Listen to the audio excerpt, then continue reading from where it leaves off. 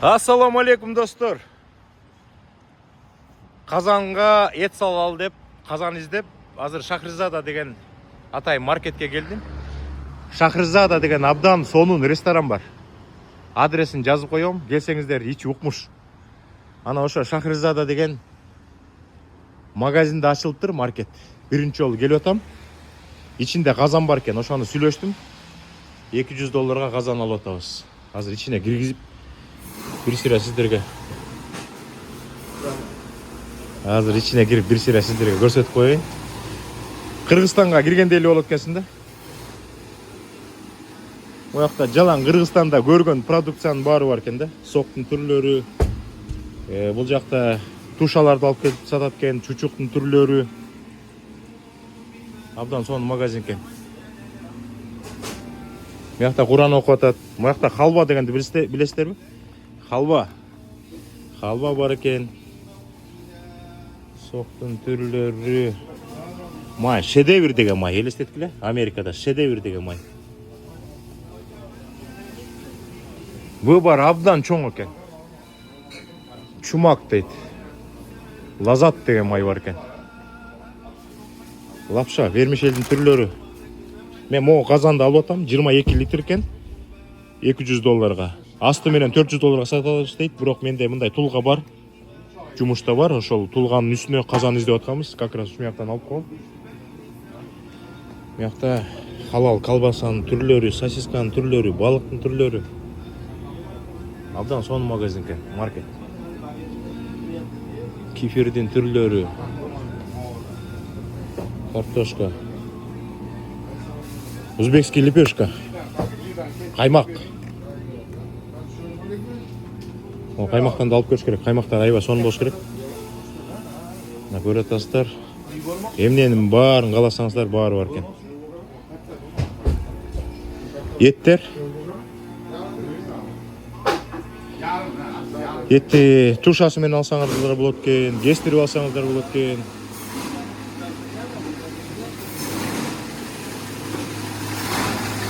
Курут, семечкалар. Соктун түрлөрү мо өзбекский эмелер экен да, идиштер экен, кооз.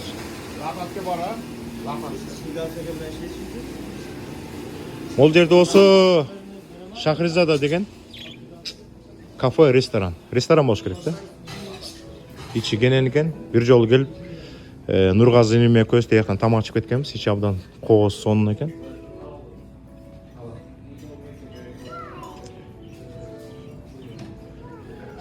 Ушундай достор, келип тамак ичип көрүп кетиңиздер. Мыякта банкетный зал бар экен. Охо. Кенен банкетный зал бар экен. Мыякка где-то 15 киши, 20 киши, 40 кишиге, 50 кишиге бата турган банкеттерди өткөрсө болот экен достор. Адресин жазып коем, обязательно кирип кеткиле. Тамактары абдан даамдуу деп ачкан да. Попугайчик. Сонун үйүңдүн жанында ушундай маркет болсо, каалаган нерсең алсаң, ичине кирсең Куран окуп атат. Халал бардыгы. Нандын түрлөрү. Уйдун тили экен. Жакшы, эмненин баарын көрсөтөм. Бар, эмне кааласаңар баары бар экен да. Эмне кааласаң бар. Мо эмне жумуртка я. Перепелиный деп коебу, кичинекей жумурткалар экен. Колбасанын түрлөрү, бүт баары халал. Жакшы достор, абдан сонун. Мекендештерди ачып атат, өзбек туугандарды ачып атат. Продукт боюнча такыр маселе болбой калды. Күрүчтүн түрлөрү. Биз дагы азыр ооз ачканга кечинде ооз ачабыз. Нан алып атабыз, таттуулардан алып атабыз, сок алып атабыз, казан алып атабыз, чучук казы карта кылып эт салып атабыз достор. Орзоңуздар кабыл болсун. Ийгиликтер көп болсун. Алла таалабыз баарыбызды колдоп жүрсүн.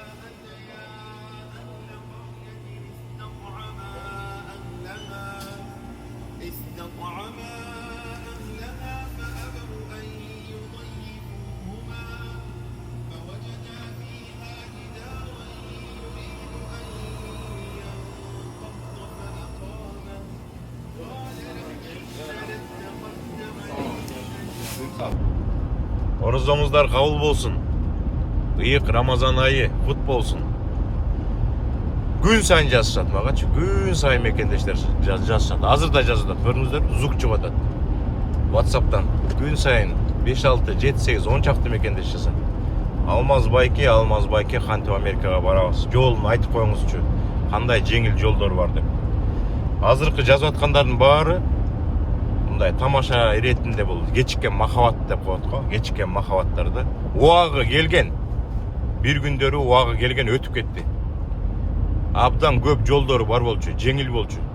Америкага келиш азыркыга караганда 4-5 эсе жеңил болчу да. Ошондо аракет кылышпай, азыр акыбал кичине оор болгондон аракет кылып аткан мекендештерге айтып атам. Баарына жазып атам. Кайда жүрдүңөр эле? Мурда кайда жүрдүңөр эле? Элдер Мексикадан не деген элдер кирди, 100 миңдеген мекендештер кирип кетти. Андан башка 10 жылга туристтик виза берип атканда кайда элеңер? Башка жолдор абдан көп болчу. Кайда жүрдүңөр эле деп. Азыр деген Мексика жабылган. Чычканды да киргизбейт. Грин карта оюну, грин карта менен эмне деген мекендештер келчү эле. Жыл сайын 600-700 үй бүлө келчү. Үй бүлөдө 4 киши бар, 5 киши бар, 3 киши бар. Азыр грин картанын дагы биринчи жолу грин карта болбой калды да. Бул убактылуу, баардыгы убактылуу. Грин карта да убактылуу, Мексика да убактылуу. Ар кандай кысымдар болот атпайбы? Ошол кысымдардын баардыгы убактылуу нерсе. Жакшы замандар жана Байдандын учурунда болду да. Ошо Байдан президент болуп жүргөндө ошол азыркы мага суроо берип аткан мекендештер кайда жүрдүңөр? Кечиккен махабаттар кайда жүрдүңөр? Азыр баарын айтып атам, шашпагыла деп атам, шашпагыла. Азыр бул жака келгенде, бул жакта көптөгөн мекендештердин маанайы өтө жакшы эмес да. Анткени Америкага келем деген адамдардын 99% тракта иштейм деп келишет да. Тракта иштеп жакшы акча тыйын табам деп. Кудайга шүгүр.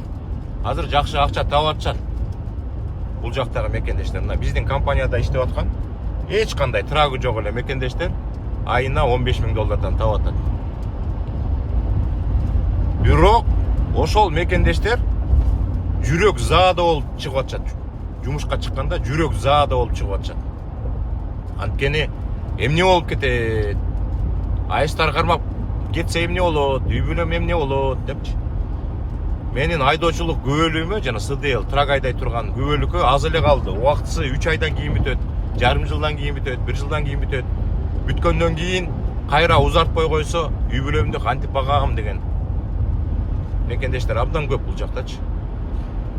Америкада иштесең жакшы жашайсың. Баягы кыргызда макал бар го. Ким иштесе тиштейт дегенчи. Иштесең тиштейсиң бияктачы. Иштебей калсаң тиштебей каласың да, жашоо оор болуп калат. Анан баягы чоң акчага көнүп алган да траксистердин баарычы. Трак айдоочулар айтып атпаймынбы?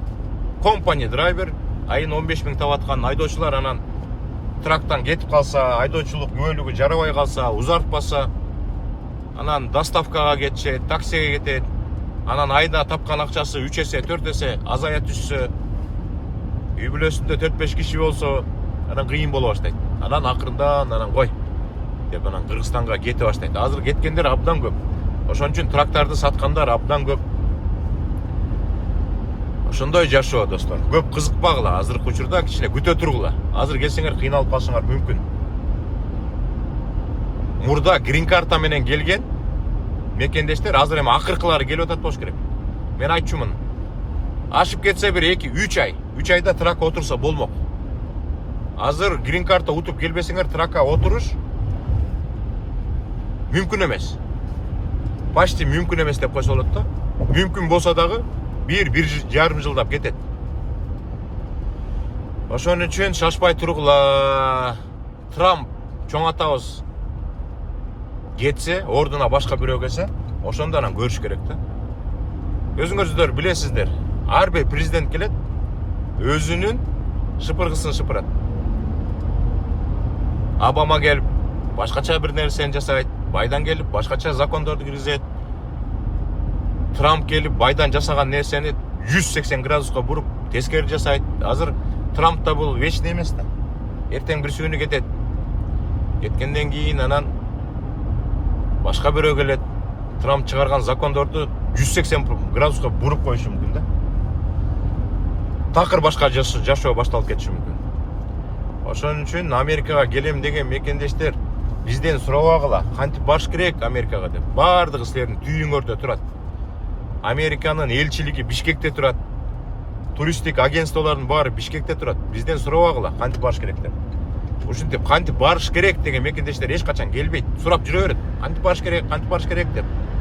2 жылдан кийин деле кантип барыш керек деп. Аракет эчтеке суроо бербей туруп, аракет кылып көргүлөчү. Элчиликке баргыла, сайтына киргиле, туристтик агентстволорго баргыла, фирмаларга баргыла, анча мынча акчасын төлөп берейин, жардам бергиле, визага киргизгиле деп. Азыркы учурда деле келсе болот. Азыр могу 26-жылы абдан көп миллиондогон адамдар келет. Бул жакачы. Миллион болбосо дагы эми көп адамдар келет. Жанагы футболго келет да, футбол көрөм деп билеттерин сатып алган адамдар келет да туристтик виза менен. Ал азыр деле туристтик виза менен келгендер бар. Студенттик виза менен келгендер бар.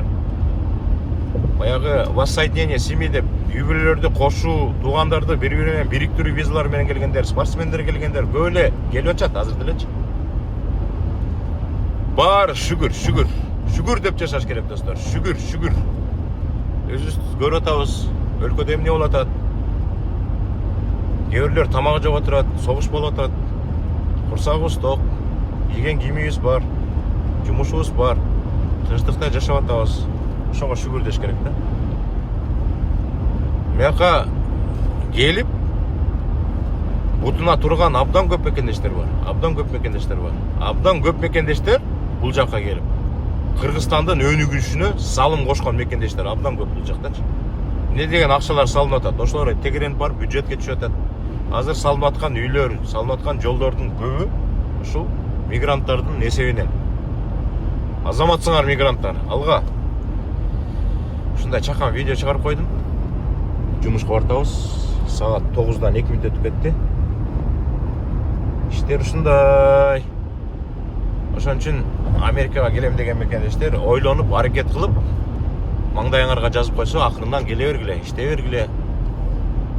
Аракет кыла бергиле. Так, ийгилик, аманчылык, барчылык, токчулук. Кийинки эфирден көрүшкөнчө дейм.